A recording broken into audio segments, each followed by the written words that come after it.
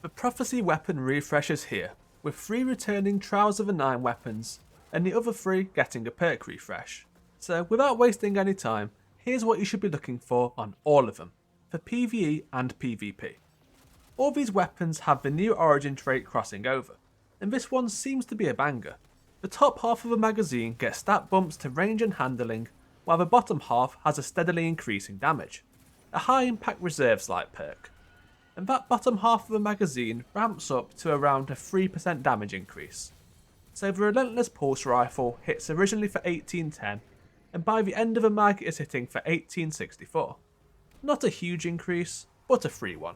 And so the returning weapons, starting with the Adjudicator submachine gun. This one looks pretty damn incredible for both sides of the game. And it's a direct upgrade to the Showrunner, the first SMG to have kinetic tremors available. PvE, that's probably still the way to go, paired with Feeding Frenzy or Threat Detector. You could also go the Onslaught path. At max stacks, this will be going all the way up to 1233 RPM, which is, I'm pretty sure, the fastest fire rate ever seen. You would probably want subsistence with this, as the mag will be empty before it could even blink. But somehow with all of this, it's also still stacked for PvP. Target lock is here, but got hit by this patch specifically for submachine guns. So possibly Fragile Focus is the way to go for a range bump, paired with either dynamic sway reduction or threat detector. Relentless as a high impact pulse rifle stands out more to me as a PvP option, similar to the Messenger. But for PvE you could stack Strand Synergy in Slice and Hatchling, and well, that's pretty much about it, to be honest. PvP, there's a lot more ways to go. The first thing I notice is Zen Moment. This archetype requires a perfect 6 crits for its optimal time to kill, and Zen Moment will make that much easier by reducing bounce and flinch. Paired with Keep Away, since you'll be playing at a range using this regardless. But also any column 4 of Head Seeker or Moving Target are strong options, as is column 3 Rapid Hit or Snapshot. Prosecutor is the last reissued weapon, and also has some pretty good pairings. PvE, Dragonfly plus Volt Shot sounds pretty fun for explosions everywhere, or even swapping out Volt Shot for Golden Tricorn, as it's really easy to maintain ×2 on any arc subclass. The workhorse option of Frenzy and Rewind rounds is also present here, Rewind rounds being especially nice on this weapon, as it will synergise with the origin trait's effect of increased damage in the bottom half of the mag. PvP, I'm not entirely sure, the perks are really good here. You could have, I'd recommend, a Zen Moment and tap the trigger. But the 450 RPM archetype is not the best, so I'll have to wait and see on this one. And as for the perk refresh weapons, which are the Judgement, Darkest Before, and Sudden Death, here is some new possibilities for all of these.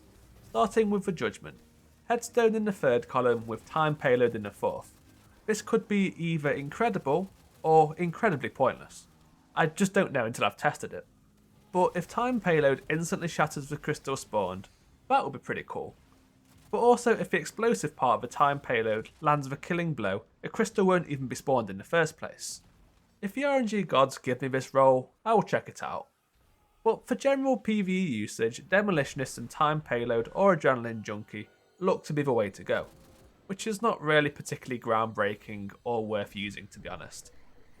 PvP is the same as before, Slide Shot and Opening Shot. A case could be made for Moving Target and Eye of the Storm 2 for each column. For the Sudden Death Shotgun, I had really high hopes of this in a PvE sense for a shotgun swap option when using Tractor Cannon.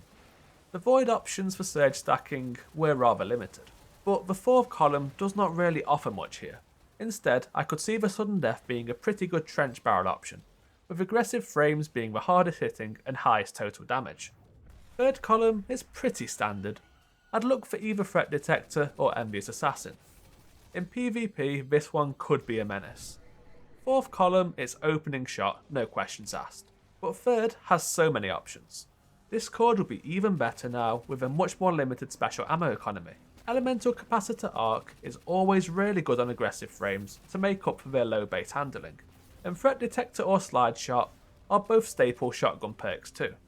Finally, Darkest Before, the weapon most in need of a refresh. You will be happy to know that full auto trigger system is gone. As an attrition orb enjoyer, I'm happy to see this in column 3, and can be paired with Incandescent or One Throw for PvE. If you're not an orb enjoyer, Heel Clip or Subsistence are both fine alternatives. This won't be groundbreaking in PvE though, as it is in fact a pulse rifle. In PvP, it's Elemental Capacitor plus Headseeker. The third column being rather weak overall, to be honest. It would be nice on Arc again for the handling bumps, or Stasis for a sort of budget moving target option. Surplus in the fourth column could make this a stat monster, but does require holding abilities, which will now also have longer cooldowns in PvP. So that's the lot. Adjudicator is standing out as a must get for me, for both PvE and PvP players. Sudden Death looks to potentially be the winner of the perk refresh options, but all of these are strong in some parts of the game, and don't forget that the origin trait is kinda crazy too. Thank you for watching.